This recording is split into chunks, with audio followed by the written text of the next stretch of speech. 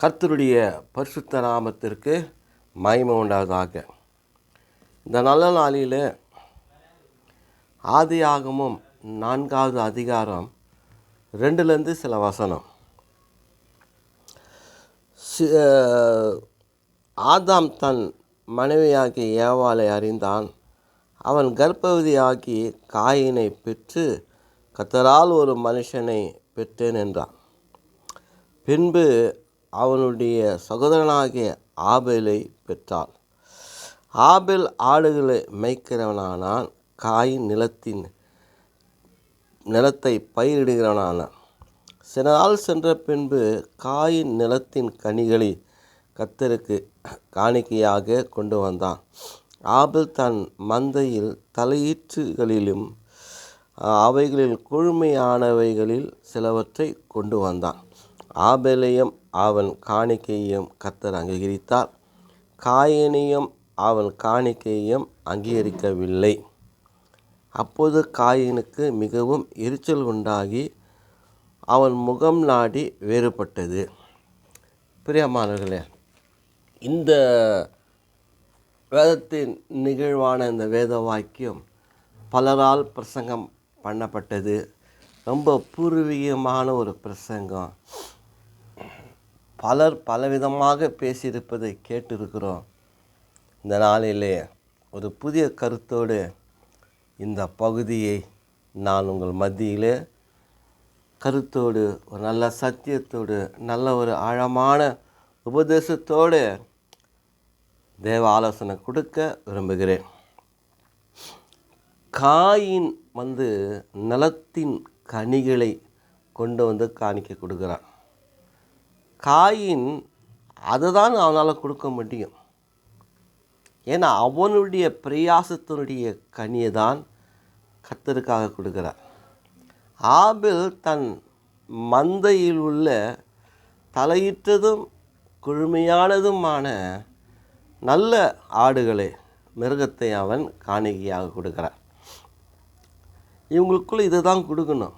வேறு மாற்றம் ஒவ்வொருத்தரும் மாற்றி கொடுக்கக்கூடாது.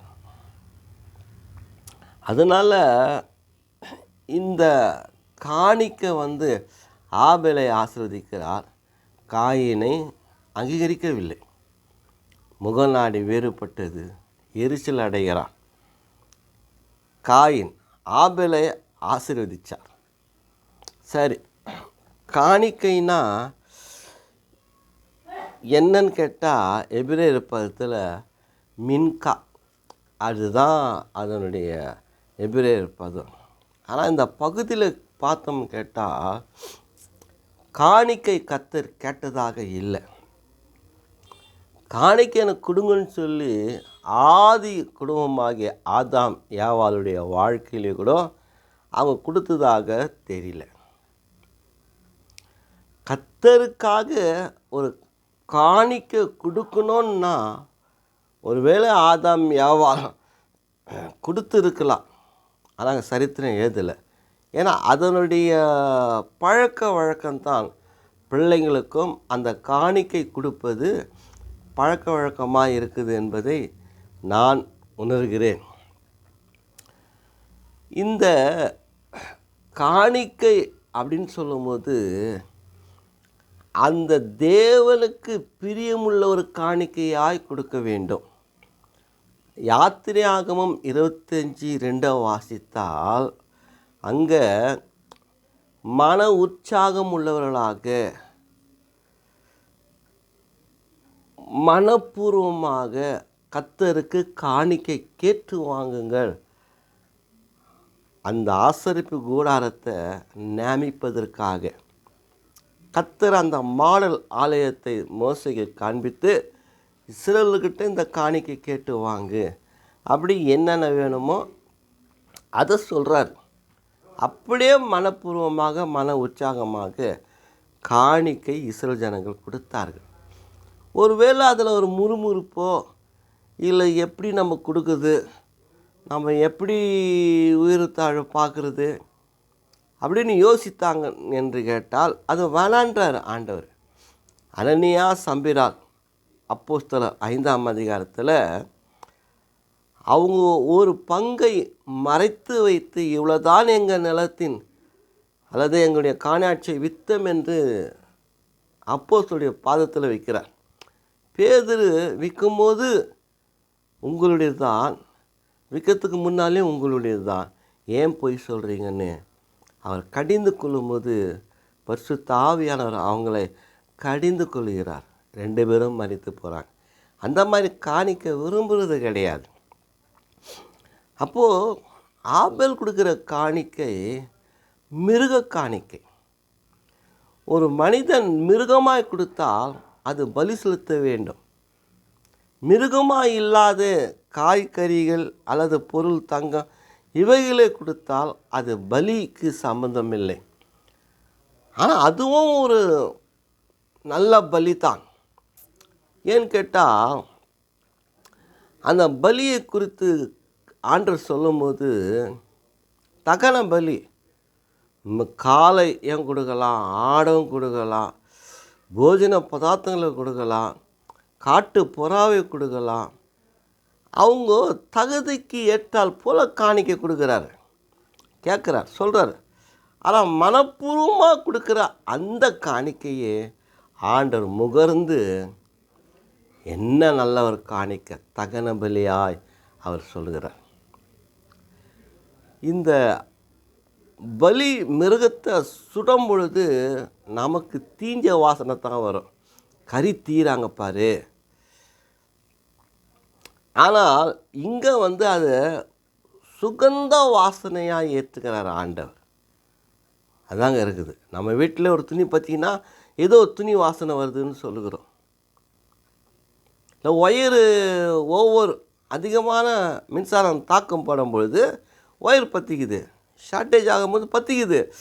அப்போ ஐயோ ஒயர் பற்றிக்குது, வாசனை வருது. ஆனால் இங்கே கறி வாசனை, அந்த இறைச்சியினுடைய வாசனை வரும்போது தீராங்கல்ல, அந்த தீஞ்ச வாசனை தான் நமக்கு வருது. சில பேருக்கு பிடிக்கலாம், சில பேருக்கு பிடிக்காது. கர்த்தருக்கு பிடிச்ச ஒரு நல்ல வாசனை, நல்ல ஒரு சுகந்த வாசனை என்று அவர் விரும்புகிறார். அது அங்கே இருக்குது. ஆனால் காயின் 2ஆம் தரம் காணிக்கையாக கொடுத்துருக்க வேண்டும். ஏன்னா ஆபேல் தான் மிருகத்தில் இருக்கிற அந்த ஆடுகளுக்குள்ளே மந்தைக்குள்ளே தலையிட்டதும் குழுமையானதும் அவர் பலி செலுத்துகிறார். அப்போது ஒரு முதல் தரத்தை தேர்ந்தெடுக்கிறார் என்று கேட்டால் அவர் அங்கீகரித்தார். அப்போ காயினும் அங்கீகரிக்கணும் இல்லையா? நிலத்தின் கனி அவன் அதை தான் கொடுக்க முடியும். ஆனால் அவன் 2ஆம் தரத்தை கொடுத்துருப்பான். நம்ம ஆபேலை போல மனப்பூர்வமாக மன உற்சாகமாக நல்ல ஒரு கனியை அவர் கொடுக்கலன்னு தான் அர்த்தப்படுகிறது. அதனால் தான் அங்கீகரிக்கவில்லை. அதனால் நாம் ஆண்டவருக்கு கொடுக்குற காணிக்கைகளை மன உகந்து தசமபாகத்தை எடுத்துக்கிட்டால் 10ல் 1 பாகம் அப்படின்னு சொல்கிறாங்க. 10ல் 1 பாகம் வேணாம், உன் மனப்பூர்வமாக 10 ரூபா கொடு, அதுவே பெரிய ஆசீர்வாதம். ஏன்னா அப்போஸ்தலர் பாதத்தில் புதிய ஏற்பாட்டில் அந்த தசபாகம் சொல்லலை. ஆனால் சில இடங்களில் அது மறைமுகமாக சொல்லப்பட்டதாக இருக்கிறது. அவங்க எல்லாத்தையும் விற்றுட்டு அப்படியே பாதத்தில் வைக்கும்போது சீஷர்கள், அது அப்போஸ்தலர்கள் பொதுவாக எல்லாரையும் அனுபவித்தாங்கன்னு சொல்கிறார். தசமபாகத்தை விட இது ரொம்ப கடினமான உபதேசம். முழுமையாக கொடுக்கணும். அதான் முழுமை, அதை கேட்குறார் ஆண்டவர். எடுத்து வச்சு கொடுக்கக்கூடாது. சரி, இந்த காணிக்கை அவங்க விருப்பப்பட்டு கொடுத்த ஒரு நல்ல காணிக்கை. அந்த எபிரேயர் பதம் மின்கா, அந்த காணிக்கை அவ்வளோ அன்பு இருக்கணும். அதாவது வாலண்ட்ரி, சுய உள்ளவங்களாக போய் வேலை செய்வாங்க. கட்டாயப்படுத்தி அழைக்க மாட்டாங்க, கட்டாயப்படுத்தி வேலையும் கொடுக்க மாட்டாங்க, செய்யவும் விட மாட்டாங்க. இல்லை நான் செய்கிறேன், சம்பளம் இல்லை, ஃப்ரீயாக உழைப்பாங்க. அது பேர் தான். அதுபோல் இவங்க தேவனுக்கு இவங்களாவே வாலண்டரியாய் கொடுத்த ஒரு காணிக்கையாய் இருக்கிறது. அதுதான் தேவனுக்கு ரொம்ப பிரியமான காணிக்கை. பின்னால் சொல்கிறேன். அப்போ இது என்ன காணிக்கைன்னு நீங்கள் புரிஞ்சு கொள்ளுவீங்க. அதுதான் ஒரு நல்ல மிகப்பெரிய ஒரு ஆசீர்வாதமாக இருக்கிறது. நம்ம உள்ளத்திலிருந்து வரணும், நம்முடைய இருதயத்திலேருந்து வரணும், நம்முடைய மன விருப்பத்திலிருந்து வரணும், மனப்பூர்வமாக அள்ளி கொடுக்கக்கூடியவர்களாக இருக்க வேண்டும். தேவன் அதை தான் விரும்புகிறார்.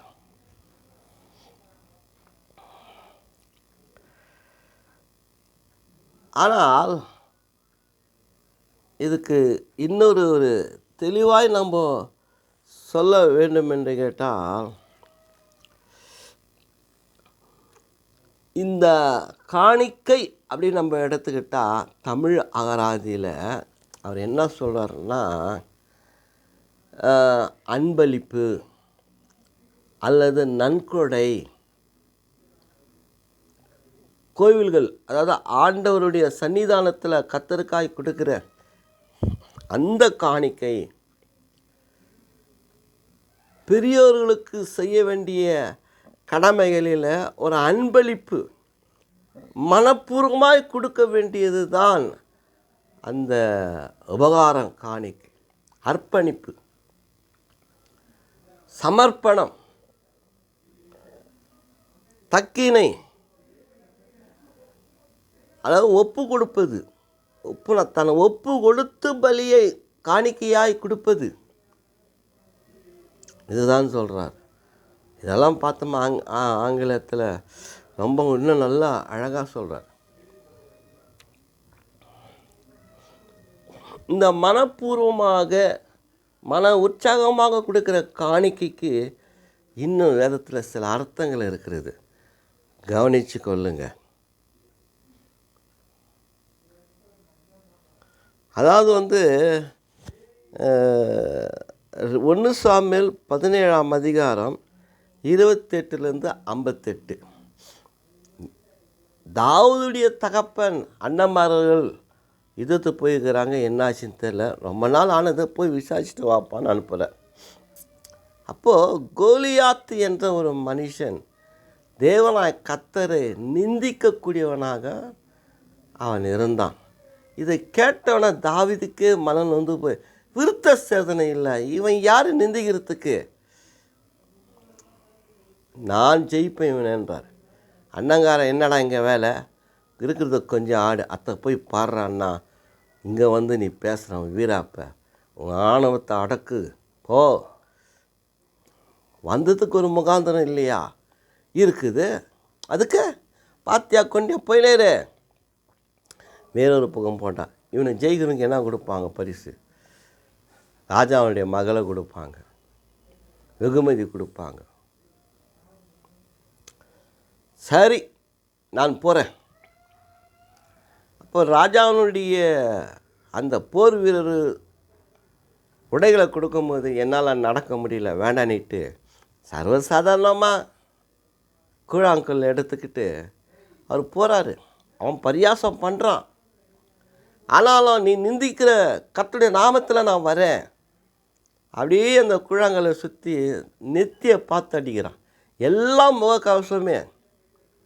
அங்கே அடித்த உடனே அந்த பக்கம் போது கீழே செத்து போகிறான். 700 பவுன் இருக்குமா அது. அதை எடுத்து அவன் தலையை வெட்டி தூக்கிட்டான் கையில். அப்போது பெலிஸ்தர்கள் ஓடி போயிட்டாங்க. ஆனால் இந்த ஏஐ டெக்னாலஜியில் பார்த்தோம்னா எங்கே கோலியாத்து செத்தாலும் அந்த இடத்துல தான் இயேசு கிறிஸ்து சிலுவையில் அறையப்பட்டு ரத்தத்தை சிந்தனான்னு இருக்குது, சிந்தனார் என்று இருக்குது. அதை தாவீது எடுத்துன்னு போய் பெலிஸ்தருடைய நடுவீதியிலனாக்கா மெயின் ரோட்டில் போயிட்டு அங்கே எபோசியர் என்ற அந்த பட்டணத்தில் அந்த தாவீது என்ன பண்ணுறாருன்னா கோலியாத் தலையை அங்கே கொஞ்சம் ஒரு நாளெல்லாம் வச்சு அங்கே ஒரு மண்டபோடு மாதிரி இருக்குது, அங்கே வச்சிடுறாரு அந்த மலை. அதைத்தான் இயேசு கிறிஸ்து கூட அந்த இடத்துல தான் அடக்கம் பண்ணப்பட்டதாக சொல்கிறாங்க. சரி, இந்த கொல்கதா மலை கோலியாத் என்ற பேரில் தான் கோலியாத் கொல்கதா என்ற மலை பெயர் பெற்றதாக அங்கே சொல்கிறாரு அந்த ஏஐ டெக்னாலஜியில். ஆனால் இந்த தாவீது ராஜாவை யார் யுத்தத்துக்கு அனுப்புனாங்க? யார் ராஜா ஏவனாரா, ஜனங்க ஏவனாங்க? இல்லை, அவனே வாலண்டியாக தன்னுடைய தேவனாய் கர்த்தரை நிந்திக்கிற இவன் யார்? ஒரு சிங்கமாக இருப்பான், ஒரு கரடியாக இருப்பான். நான் அதையே ஆட்டுக்கு அவைகள் வாய்க்கு போகாதபடிக்கு அதை கொன்று அதை காப்பாற்றினேன் என்று கேட்டால், அந்த பலசாலியை நானும் கொல்லுவேன், யுத்தம் பண்ணுவேன். நீ நிந்திக்கிற இஸ்ரவேல் தேவனாய் கர்த்தருடைய நாமத்தில் நான் வருவேன் என்று சொல்லப்படும் போது தான் யுத்தத்தை ஜெயிக்கிறார். அப்போ வாலண்டி, தன்னார்வம் உள்ளவர், தன் விருப்பத்தின்படி நடந்துகிறார், கர்த்தருக்காக நடந்துகிறார், கர்த்தரை நம்பி போகிறார், தேவன் அதை அங்கீகரிக்கிறார். பார், இதான் நல்ல ஒரு அர்ப்பணம் உள்ள ஒரு காணிக்கை. வாழ்க்கையே ஒரு காணிக்கையாக கொடுக்குறாரு. அதே போல் 2 சாமுவேல் 7ஆம் அதிகாரத்தை வாசித்தா, நாத்தான் தீர்க்கதரிசி கூப்பிட்டு, அப்பா நான் நல்ல கட்டிலில் படுக்கிறேன், கேதுரு மரங்கள் அது வேண்டாம் எனக்கு. கர்த்தருடைய பெட்டி, உடன்படிக்கை பெட்டி ஒரு கூடாரத்தில் இருக்கும்போது நான் எப்படி தூங்குவேன்? ஒரு நல்ல ஆலயத்தை நான் கட்டணுன்றார். கர்த்தர் சொல்கிறாரு, நீ கட்டாத உன் பிள்ளைய கட்டுவான், அநேக ரத்தத்தை நீ சிந்தினாய். அப்போது எல்லா விதமான வெகுமதிகளையும் அவருக்கு சம்பாதிச்ச தங்கம், வெள்ளி, வெண்கலம், இரும்பு, வெள்ளி எல்லாமே சேகரித்து தான் பிள்ளைகிட்ட உஷாராக கட்டு, மேன்மையாக கட்டு, கர்த்தருடைய ஆலயத்தை கட்டுற. இப்போது அந்த ஆர்வம் எப்படி வருது பாரு. அங்கே உடன்படிக்கை கூடாரத்தில் இருக்குது, அரண்மனை நான் கட்டில் படுகிறதா தன்னை வெறுக்கிறான், தன்னுடைய சுயத்தை வெறுக்கிறான். கர்த்தருக்காக மன உகந்து ஆலயத்தை தான் கட்டணுன்றார் பார். அதுதான் வாலண்ட்ரி, சுயநலம். அதுதான் சுயமாக போய் செயல்படுகிறார் பார். தன்னலம் கிடையாது, கர்த்தருக்காக ஒரு செயல்படுகிற ஒரு சுயநலம், தேவனுக்காக. அதுதான் ரூத்து 3ஆம் அதிகாரத்தை வாசித்தா, தன்னுடைய ஜாதி ஜனங்களை நாட்டு எல்லாத்தையும் விட்டு நகோமி பின்னால் வந்துட்டார். இப்போது நகோமி சொல்கிறாரு, மகளே உனக்கு ஒரு சௌகரியத்தை, ஒரு நல்ல வாழ்க்கை நான் தேடாதிருப்பேனா? அப்போ ரூத் என்ன ஒரு கல்யாணம் பண்ணுன்னு சொல்லி கேட்டாங்களா? நான் எனக்கு ஒரு புருஷன் தேவைன்னு கேட்டாங்களா? என் புருஷன் ஞாபகமாக இருக்குதுன்னு கேட்டாங்களா? இல்லை என் பருவத்தில் ஒரு துணை எனக்குன்னு ஒரு புருஷன் தேவை, ஒரு பிள்ளை தேவைன்னு சொன்னாங்களா? இல்லை, நகோமியே அதை விருப்பப்பட்டு செய்கிறா. அதுதான் ஒரு உண்மையான உள்ளம். அதனால தான் தேவன் அவங்க சந்ததியை ஆசீர்வதிக்கிறார். அவனுக்கு ஒரு ஓபத்து, அவருக்கு பின்னால் ஈசாயி, அவருக்கு பின்னால் அப்படியே வருது. அப்போ அந்த போவாசு மூலயமா எது நடக்குது பாரு வாழ்க்கையில். அதுதான் அங்கே ஒரு ஆசீர்வாதத்தை கொடுக்குறார் ஆண்டவர். இது தாங்க தன் ஆர்வத்தில் நம்ம மற்றவங்களுக்கு உதவி செய்வது. கிறிஸ்தவங்க நான் சர்வசாதாரணமாக இன்றைக்கி இந்த உலகமே குறிப்பாக இந்த இந்தியாவை ஒரு மிகப்பெரிய கல்வி நிலையமாய் இந்த இந்தியா மாறுவதற்கு கிறிஸ்தவனுடைய தொண்டு, கிறிஸ்தவ மிஷினரிகளுடைய தொண்டு. ஒரு அம்மா சொல்கிறாங்க, நான் இன்றைக்கி இந்த புடவையை துணியை அணியறதுக்கு காரணம் ஒரு அரசியல் தலைவர், ஒரு நல்ல மனிதனை பேரை சொல்லி, அவரால் போடுறியா துணி நான்.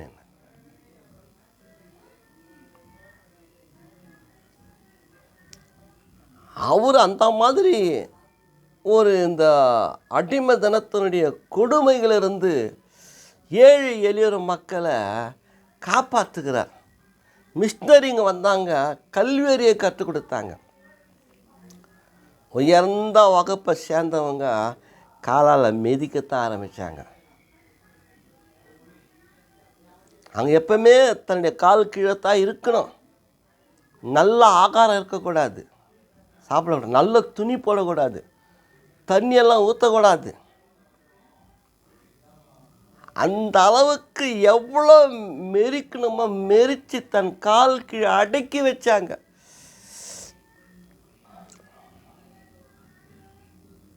ஆனால் தமிழ்நாட்டில் இருக்கிற அந்த அரசியல் பெரியவர் ஐயா அவர் என்ன பண்ணார், இதெல்லாம் முடியாதுன்னு அவர் உயர்ந்த நிலையை தாழ்ந்த நிலைக்கு கொண்டு தாழ்ந்தவர்களை அப்படியே மேலே தூக்கி விட்டார். இன்றைக்கி ஒரு காலத்தில் காமராஜர் ஆட்சி ஐயா அது கொண்டு வரணும்னாங்க. உலகத்தில் யாராலையும் கொண்டு வர முடியாது. சும்மா சொல்லலாம். தேன் எடுத்தார், அவர் நக்கி பார்க்கல. அதுதான் அது கையில் இருக்கிற தேனை என்ன பண்ணிட்டார், அந்த ஏழை எளிய ஒடுக்கப்பட்டுக்கிறாங்க, டே இதை நக்குடா அப்படின்னு சொல்லி கொடுத்துட்டு இருப்பார்னு நினைக்கிறேன். ஒரு உதாரணத்துக்கு சொல்கிறேன். ஏன்னா தேன் எடுத்த கை நக்காது இருப்பான்னு அவனுக்கு பழமை இருக்குது. அதை நக்கி பார்க்காத ஒரு மனிதன்னா அது ஐயா காமராஜர் தான். அவ்வளோ ஏழைங்களுக்காக பாடுபட்டு. ஏது சொல்கிறேன்னா, அதுதான் இந்த உலகத்துடைய தன் ஆர்வத்தை ஏழை எளியர்கள் மேலே வைக்கிற ஒரு கரம், ஒரு தொண்டு.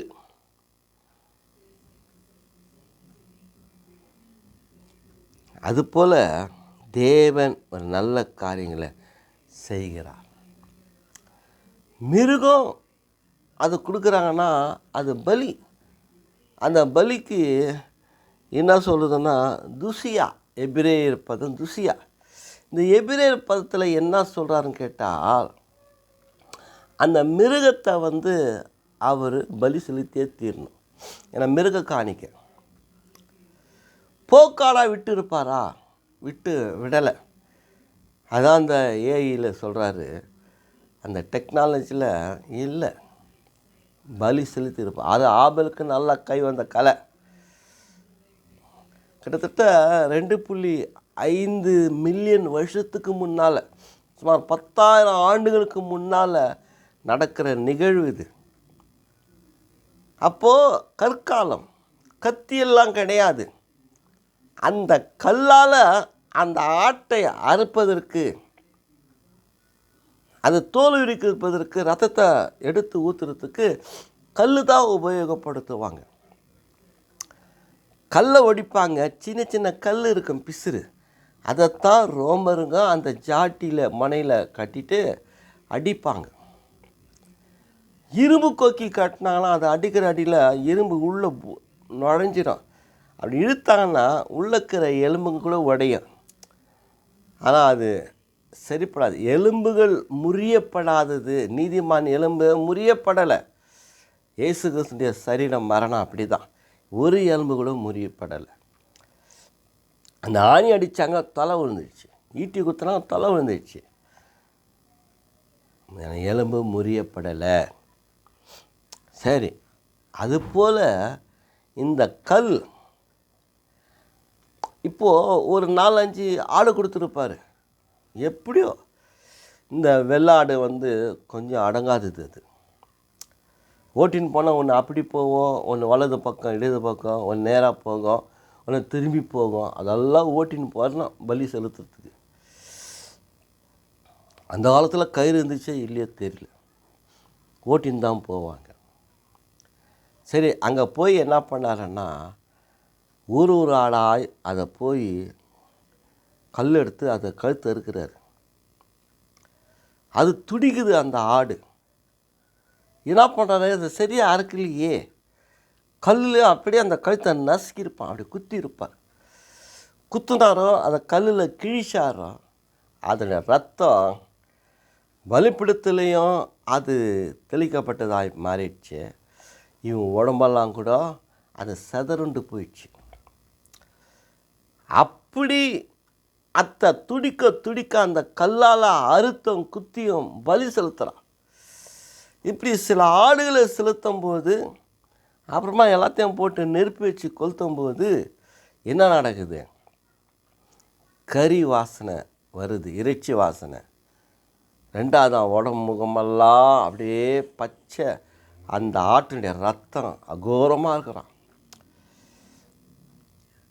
லேவியராகமும் 3:16 வாசித்தால் அது என்ன சொல்கிறாருன்னா, அந்த பலிகள் எல்லாமே அந்த கொழுப்பையும் இரத்தத்தையும் முக்கியமான அந்த மிருகத்தினுடைய அந்த கொழுப்புகளை குண்டிக்காயெல்லாம் போட்டு நெருப்பில் தகனிக்கணுன்றார்.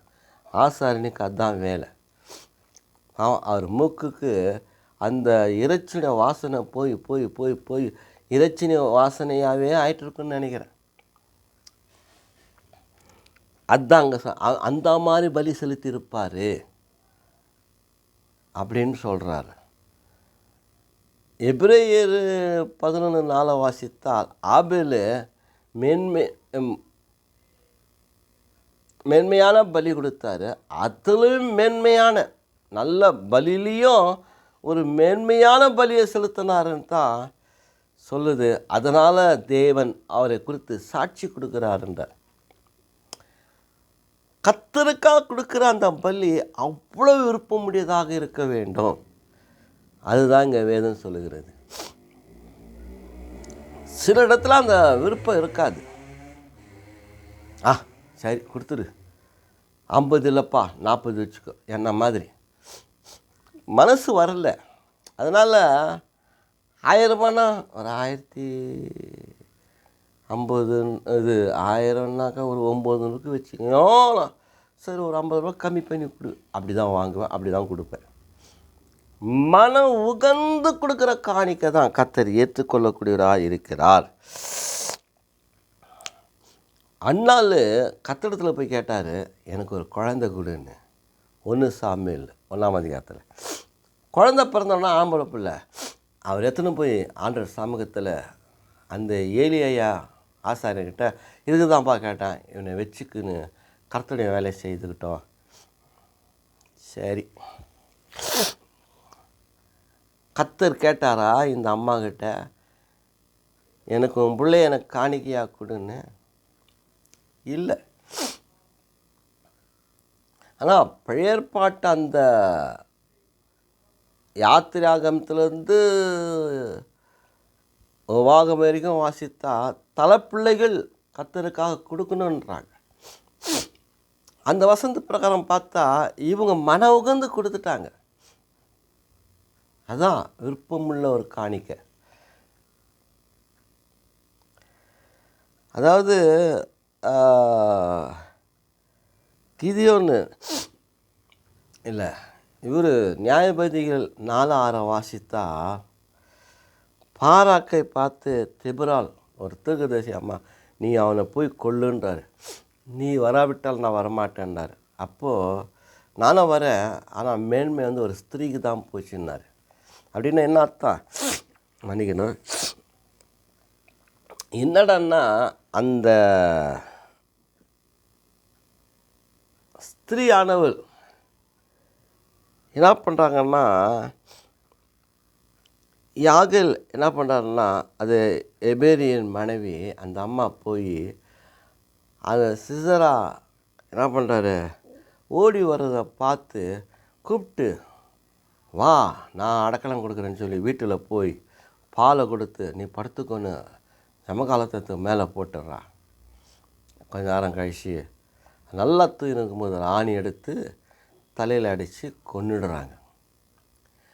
இஸ்ரவேலருக்கு சத்துருவாய் இருக்கிற இவனை நாம் விடலாமா?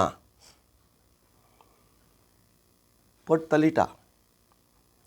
அப்புறமா வெளியே வந்த ராஜா கூட்டு வா, நீ தேடுற மனுஷன் என்கிட்ட இருக்கிறாருண்ணா. யார்? இந்தா இங்கே இருக்கிறாங்க பாரு. அப்பே சொன்ன அந்த தெபுரால் தீர்க்கதரிசி கரெக்டாக நிறைவேச்சு. இதுக்கெல்லாம் வந்து தேவனுடைய பிரசன்னம் இருந்தால் தான் கொடுக்க முடியும், இல்லைன்னா முடியாது. மோசஸ் எவ்வளோ பெரிய ஊழியக்காரர், ஆனால் அவர் என்ன பண்ணுறாருன்னா 4:1 வாசித்தா, நீ எகிப்துக்கு போய் என் ஜனங்களை கொண்டு வந்து வனாந்தரத்தில் ஆராதனை பண்ணுன்னா என்னை நம்ப மாட்டாங்களே அப்படின்னு சொல்கிறாரு.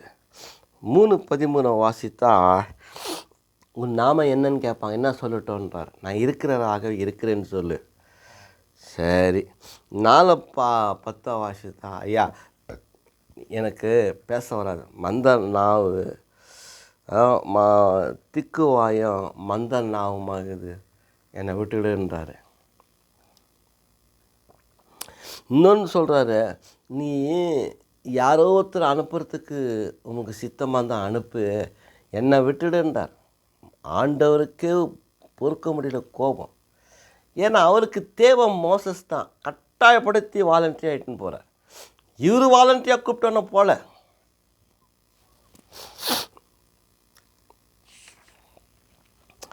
அதனால் நிறைய வசனங்க விதத்தில் நல்லா அருமையாக இருக்குதுங்க. எரேமியா பார்த்துக்கு போகிறார். எரேமியா வா தீர்க்கதரிசனம் சொல்லுன்றார். நான் சின்ன பையன், சிறியவன், என்ன போய் சொல்கிறேன், இல்லை என் வார்த்தை உன் வாயில் வைக்கிறேன்றார். போகிறார்.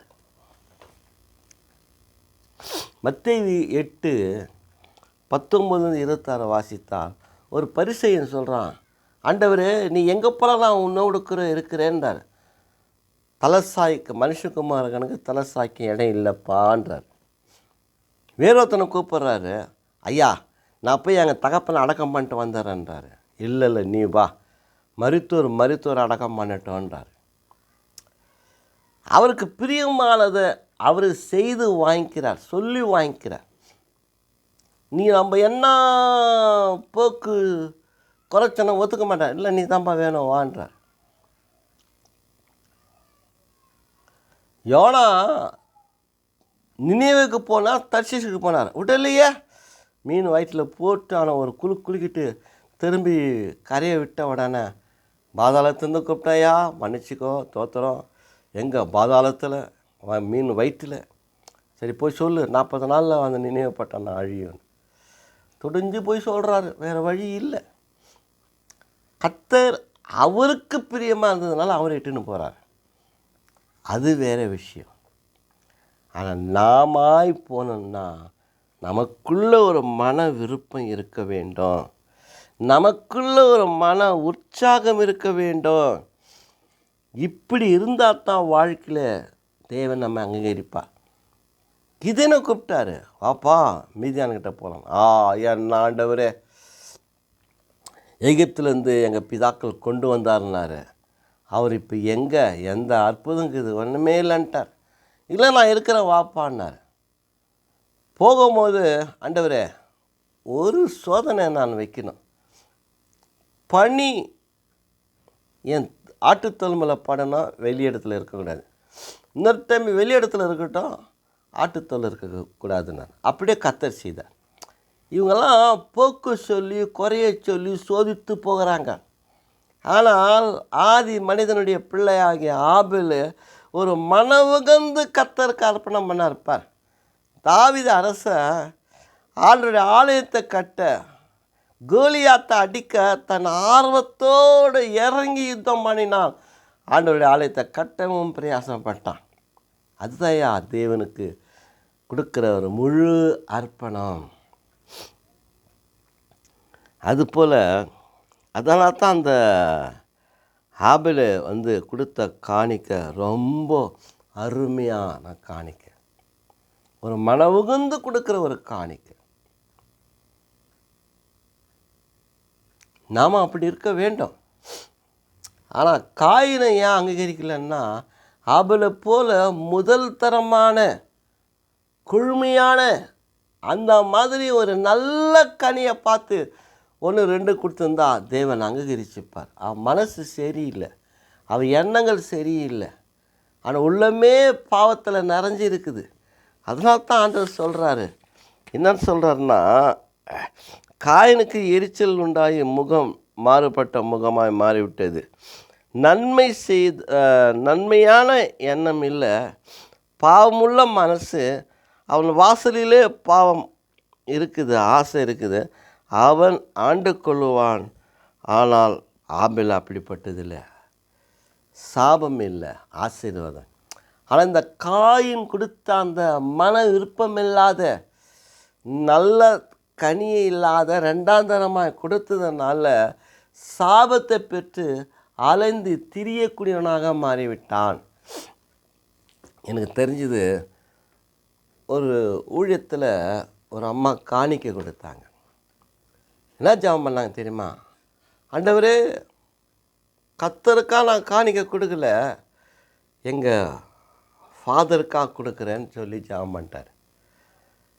என்ன நினச்சிங்க, அன்னைக்கு உடைஞ்ச அந்த சபை எத்தனையோ வருஷம் ஆகி கூட அது இன்னும் மேலே எழும்ப முடியல. அவ்வளோ ஒரு தீய குணத்தோடு பண்ண ஜெபம். அந்த அந்த ஃபாதருக்கு விதமாக இந்த அம்மா ஒரு ப்ரேயர் ஸ்டார்ட் பண்ணாங்க. நல்லா ஓன்னு வளர்ந்துச்சு. நாம்ளே அசந்துட்டோம். பரவாயில்ல, நல்லா முடிஞ்சுக்கிறாங்க கொடுத்தது. பாவம் ஃபாதர் தான் ஒன்றுமே இல்லாத போயிட்டார். நாள் படப்பட அது ஒன்றுமே இல்லாத போச்சு.